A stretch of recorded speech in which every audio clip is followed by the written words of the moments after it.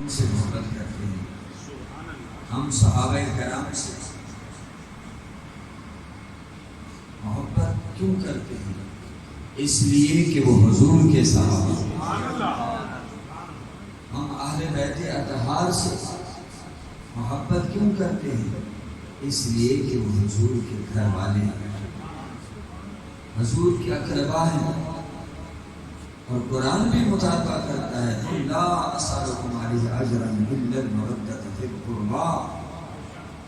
اے محبوب اپنی زبان حق بیان سے اعلان فرما دو کہ میں تم سے اس دعوت کو تبلیغ پر کچھ اجر نہیں مانگتا، کوئی معاوضہ طلب نہیں کرتا.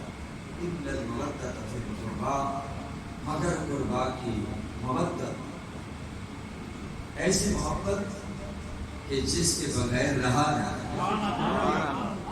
جیسے مچھلی پانی کے بغیر زندہ نہیں رہ سکتی، ایسی بے قراری اور محبت کو جو اعلیٰ درجے پر پہنچ جائے، انتہا کو پہنچ جائے، اس کو محبت کہتے ہیں.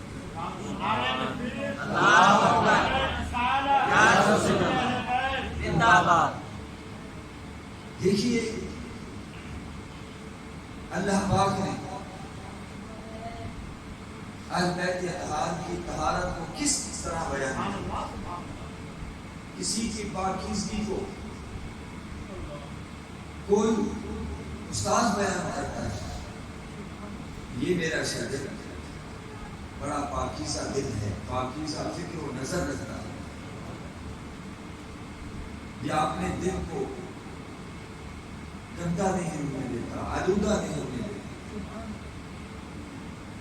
اور ایک شخص وہ ہے جس کی مرشد تعریف کرتا ہے پاکیزگی کہ میرا یہ جو مرید ہے، خلیفہ ہے، عقیدت مند ہے، مجھ سے جو روحانی نسبت رکھتا ہے، روحانی تعلق رکھتا ہے، اس کا دل بڑا پاک ہے.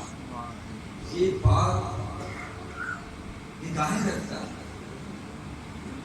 یہ دل کو گندا نہیں ہونے دیتا، آلودہ نہیں ہونے دیتا.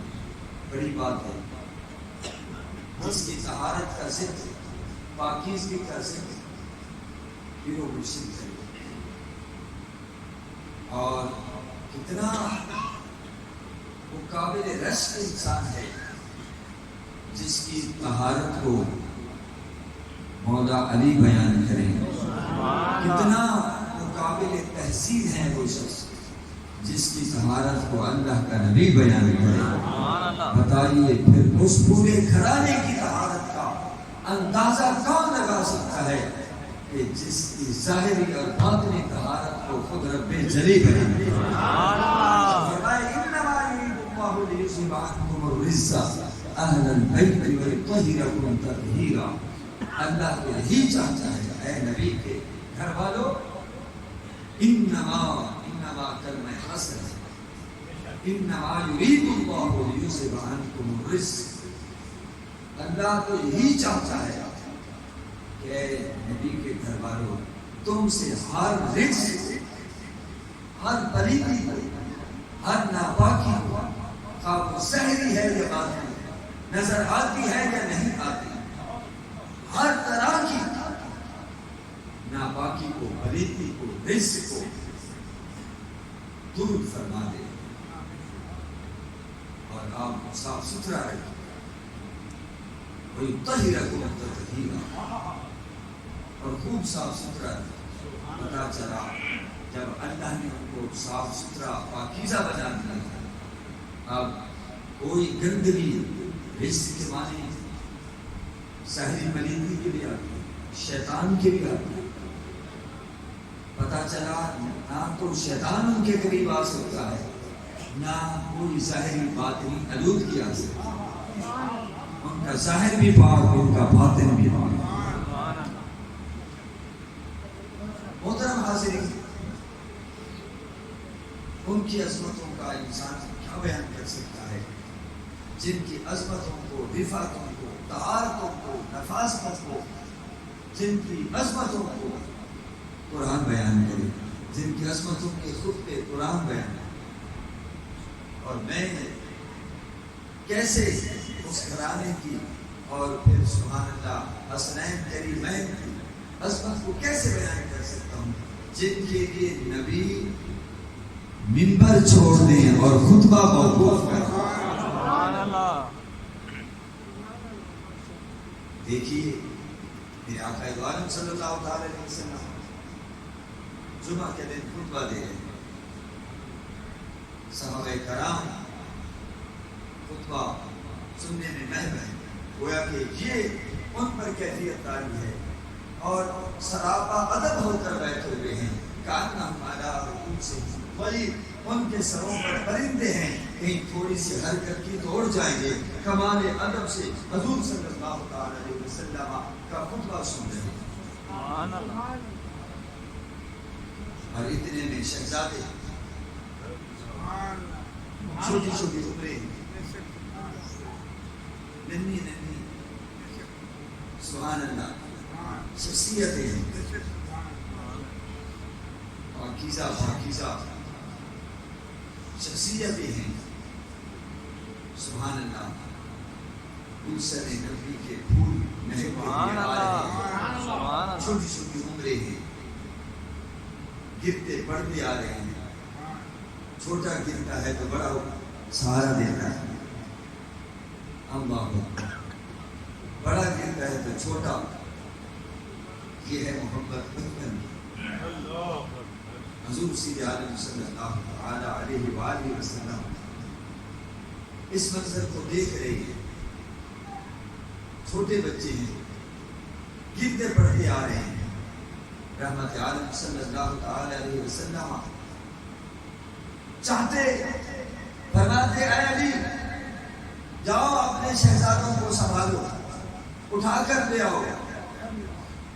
بلال حبشی موجود ہے، فرماتے اے بلال، جی حضور، فرمایا میرے لالوں کو سنبھالو۔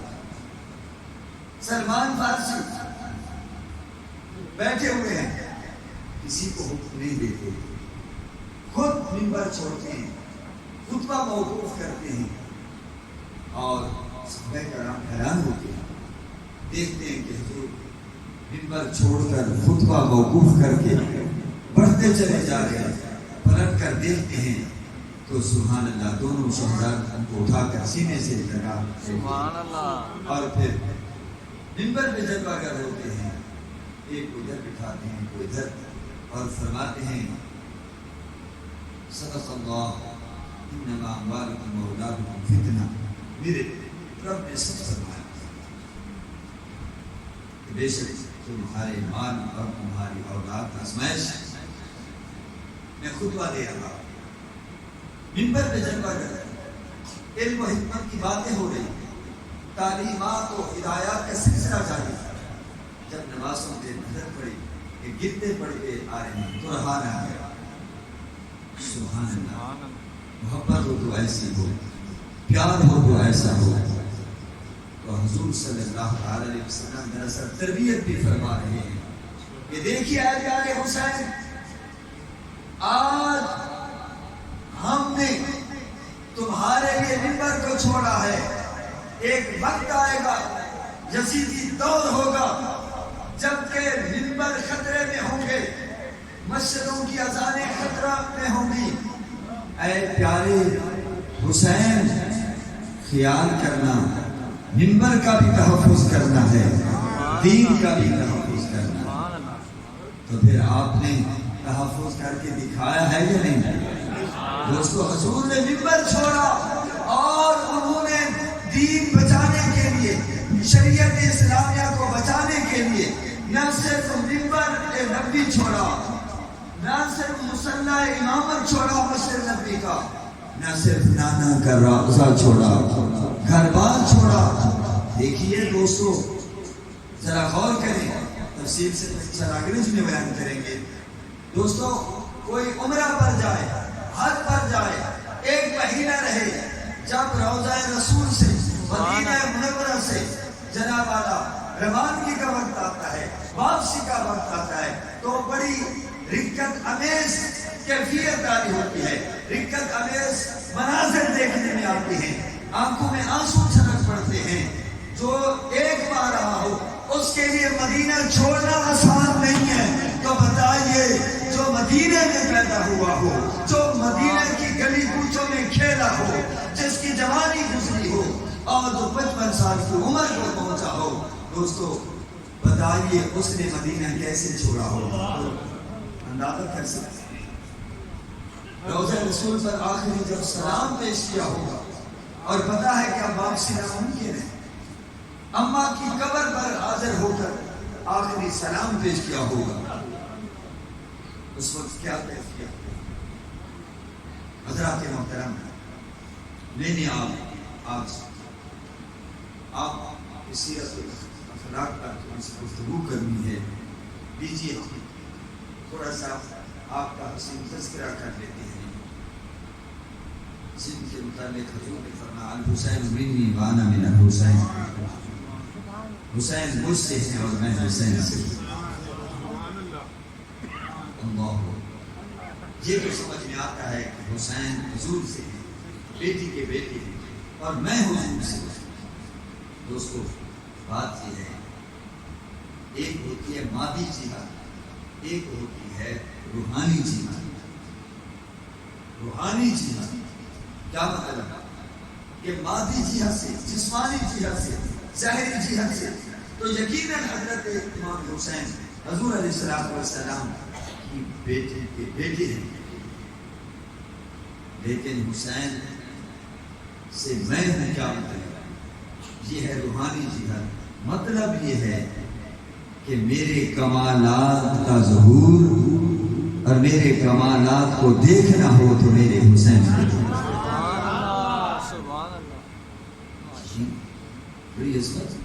سبحان اللہ. تو دوستو کوئی کسی اعلیٰ خاندان میں پیدا ہو تو لوگ گیت گاتے ہیں. کوئی بتا سکتا ہے کہ پیارے حسین کو جو عظمت حاصل ہے ان کا ادراک کوئی کر سکتا ہے؟ نہیں کر سکتا کہ نانا نبیوں کے سردار اور بابا ولیوں کے سردار اور اماں جنت کی عورتوں کی سردار. علم جہاں ہے تو بلندیوں پہ ہے, عمل ہے تو بلندیوں پہ ہے, تقویٰ ہے تو بلندیوں پہ ہے, طہارت ہے تو بلندیوں پہ ہے, سخاوت ہے تو بلندیوں پہ. آپ سبحان اللہ 5 شعبان 4 ہجری کو مدینہ منورہ کی مقدس سرزمین پر آنکھ کھولتے ہیں. اس سے پہلے حضرت ام الفضل جو حضور علیہ السلام کی سگی چچی بھی ہیں, حضرت عباس کی زوجہ محترمہ ہیں, وہ ایک خواب دیکھتی ہیں اور رحمت عالم صلی اللہ علیہ وسلم آپ کے دربار پر انوار میں حاضر ہو کر عرض کرتی ہیں یا رسول اللہ صلی اللہ علیہ وسلم, میں نے خواب دیکھا ہے, میں تو گھبرا سی گئی, میں تو ڈر سی گئی. حضور علیہ السلام نے فرمایا خواب تو بیان کرو, پہلے ڈر گئی ہو, پہلے گھبرا گئی ہو. حضور خواب ہی ایسا ہے, میں تو ڈر گئی ہوں. حضور نے فرمایا کیا دیکھا؟ عرض کیا حضور میں نے خواب میں دیکھا ہے کہ آپ کے جسم اطہر سے ایک ٹکڑا الگ ہوا ہے اور میرے آغوش میں آ گیا ہے. حضور اس خواب کو دیکھ کر میں تو گھبرا گئی. رحمت عالم صلی اللہ علیہ وسلم نے فرمایا کہ اے چچی رائتی خیرن, رائتی خیرن تالد فاطمہ تو غلامن, فرمایا تم نے تو ایک اچھا خواب دیکھا ہے, میری بیٹی فاطمہ کے ہاں لڑکا پیدا ہوگا, بیٹا پیدا ہوگا جو سب سے پہلے تمہاری گود میں. اور امام حسین رضی اللہ تعالیٰ عنہ پیدا ہوئے اور حضرت ام الفضل رضی اللہ تعالیٰ عنہ وہاں موجود تھی حضرت فاطمہ الزہرا کی خدمت کے لیے. تو حضرت حسین رضی اللہ تعالیٰ عنہ کی گود میں آ جب اگر ہوتے ہیں حضور اکرم صلی اللہ علیہ وسلم کو خبر ملتی ہے تو آپ بیٹی کے ہاں تشریف لاتے ہیں, آپ کے آغوش رحمت میں ان کو دے دیا جاتا ہے. سبحان اللہ. آپ دائیں کان میں اذان کہتے ہیں, بائیں کان میں تکبیر کہتے ہیں. کسی کا بیٹا پیدا ہو، نانا اذان دیتا ہے، دادا اذان دیتا ہے، مولوی اذان دیتا ہے، پیر اذان دیتا ہے، کوئی بڑا اذان دیتا ہے، بھائی اذان دیتا ہے، محلے کے مولوی صاحب سے اذان دلوائی جاتی ہے، کسی بزرگ سے اذان دلوائی جاتی ہے. مگر سبحان اللہ کتنے خوش نصیب ہیں حسین کے کان، اگر پہلی آواز بھی پڑتی ہے تو مصطفیٰ کریم اور تحریک گھٹی یہ بھی ایک سبحان اللہ اپنی الگ شان رکھتی ہے. کسی کو گھٹی کون دیتا ہے؟ کون جناب تحریک کا عمل کرتا ہے؟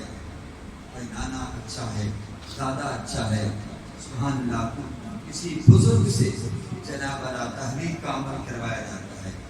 تو دوستو کتنی عظمت ہے امام حسین کی.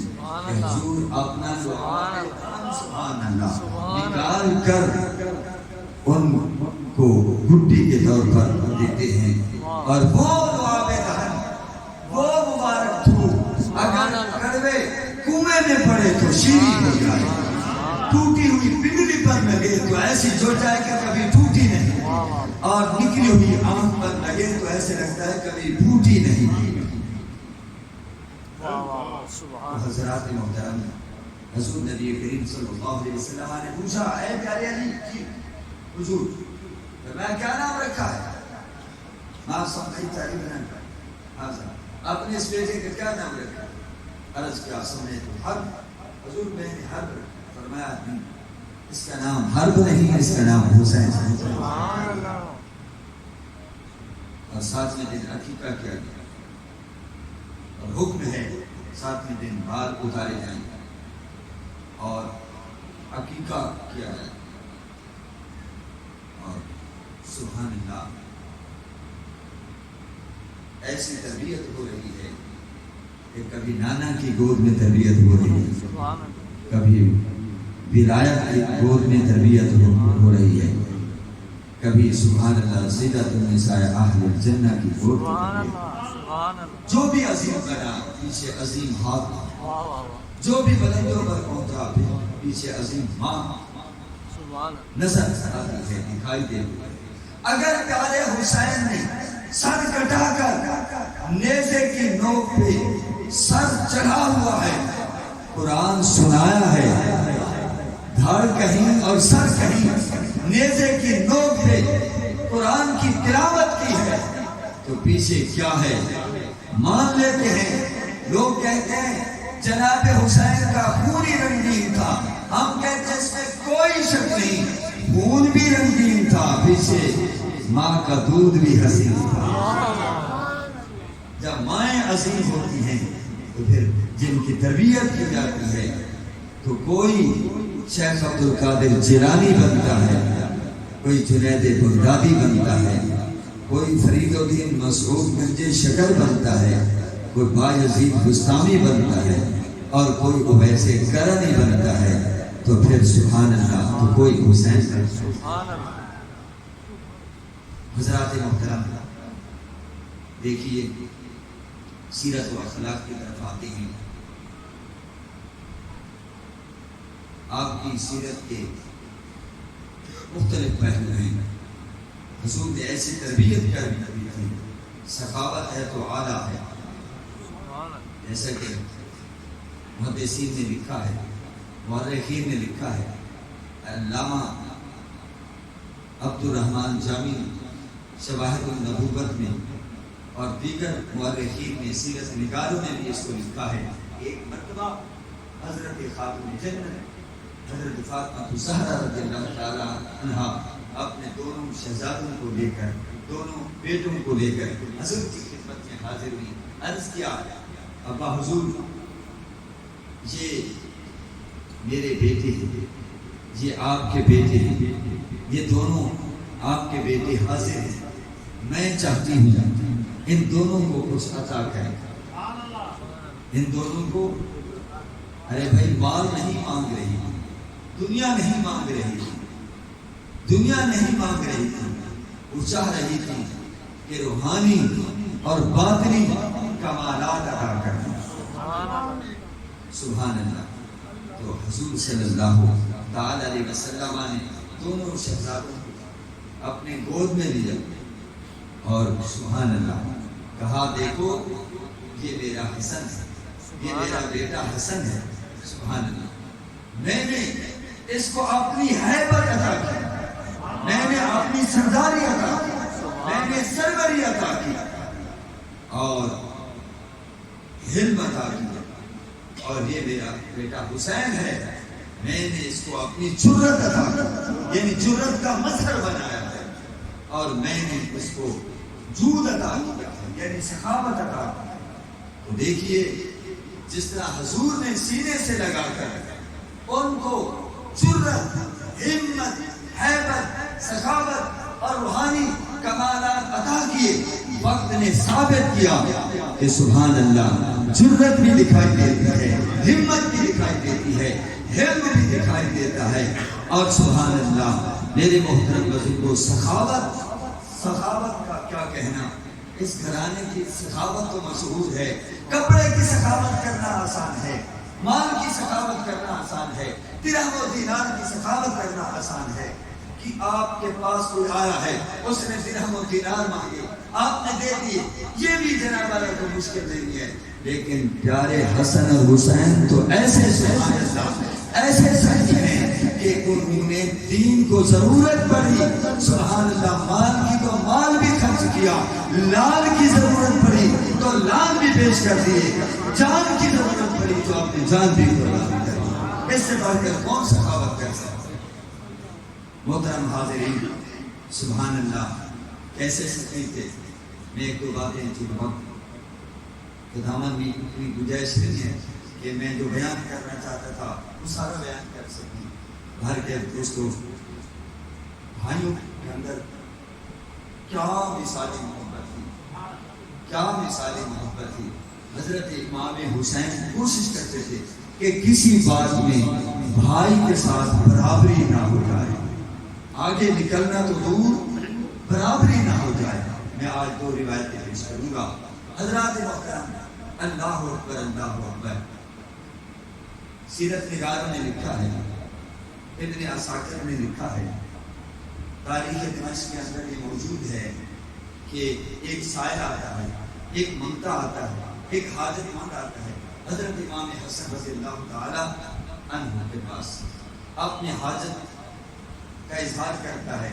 آپ نے اسے فرمایا کہ دیکھو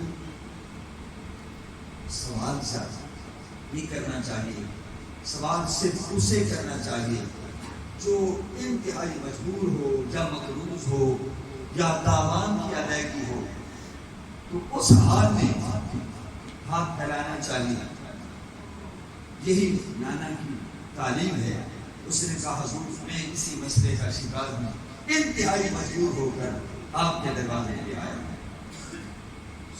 تو آپ نے 100 دینار ادا کر، پھر وہ اٹھ کر حضرت امام حسین رضی اللہ تعالی عنہ کے پاس آیا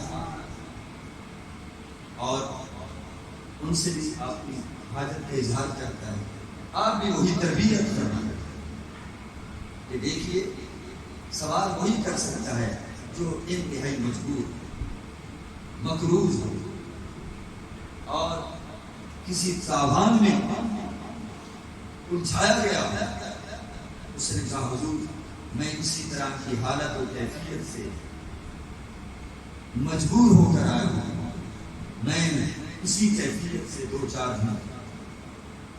تو آپ نے پوچھ لیا کہ بڑے بھائی امام حسن کے پاس گئے تھے، جی انہوں نے کتنی خدمت کی ہے کہ انہوں نے 100 دینار، آپ اٹھے ایک کم 100 دینار دے، ایک کم، ذرا بات سننے کی۔ آج تو چھوٹا بھائی بڑے بھائی کے سامنے سینہ تان کے بات ہے، میں برابر کروں۔ اللہ علیہ حضور کی تعلیم یہ ہے کہ بڑا بھائی باپ کی جگہ، جیسے باپ کا احترام ضروری ہے ایسے بڑے بھائی کا احترام ضروری ہے۔ حضور نے تو رضائی بھائی کا بھی احترام کر کے رکھا ہے۔ حضرت حارثہ، حضرت حلیمہ سعدیہ، حضرت عبداللہ جو رضائی بھائی ہیں ملنے کے لیے آتے ہیں. دوستو حضرت حارث آتے ہیں, حضور صلی اللہ علیہ وسلم چادر کا ایک حصہ, وہ چادر جس کے خطبے قرآن پر ایک حصہ بچھا دیتے ہیں اور کہتے ہیں آپ یہاں تشریف رکھیں. رضائی ماں آتی ہیں, ان کے لیے دوسرا حصہ بچھا دیتے ہیں.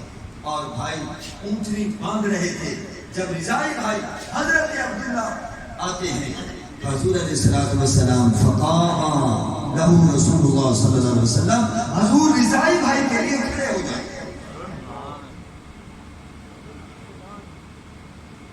تو پھر کیا کرتے ہیں, ہاتھ پکڑتے ہیں فَأَجْلَسَهُ بَيْنَ يَدَيْهِ, اور آپ اپنے سامنے بٹھاتے ہیں کہ میرے بھائی آپ یہاں میرے سامنے. تو آپ نے 99 دینار دیے. اس نے سوال کیا کہ انہوں نے 100 دینار دیے اور آپ نے ایک کم 100 دینار دیے, کیا بات ہے؟ آپ نے فرمایا اگر میں بھی آپ کو 100 دینار دے دیتا تو پھر میں تو اپنے بڑے بھائی کی برابری کر لیتا. میں چاہتا ہوں بڑے بھائی آگے رہیں سخاوت میں.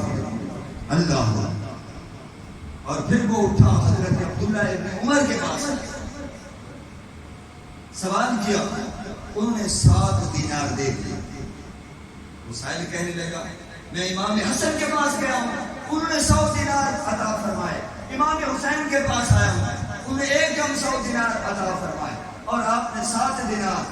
میں افسوس ہے تجھ پر, افسوس ہے تجھ پر, بھلا میں مجھے ایسا ہو سکتا ہوں؟ وہ تو علم اور سخاوت کے اعتبار سے دریا ہے, دریائے بے کنارے ہیں. تم نے مجھے ان جیسا سمجھ لیا, وہ کہاں اور میں کہاں. اللہ. دوستو آخر میں جو بات پیش کرنا چاہتا ہوں بڑی معذرت کے ساتھ, میں نیت کر کے آتا ہوں کہ میں 50 پہ میک چھوڑ دوں گا, اگر تھوڑی سی میری مجبوری ہے. بات ذرا انشاءاللہ اگلے جمعے میں کوشش کروں گا. کوشش ہی ہو سکتی ہے جیسے آپ کوشش کرتے ہیں میں بھی کوشش کرتا ہوں, تو ماشاءاللہ اللہ پاک خیر فرمائے.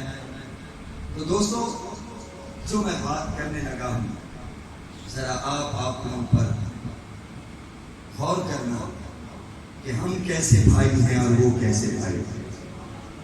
دیکھیے بتقاضۂ بشریت بھائیوں کے درمیان کی بات ہو جائے تو حضرت امام حسن اور امام حسین رضی اللہ تعالیٰ عنہ کے درمیان بتقاضۂ بشریت یہ معمولی سی بات ہو گئی.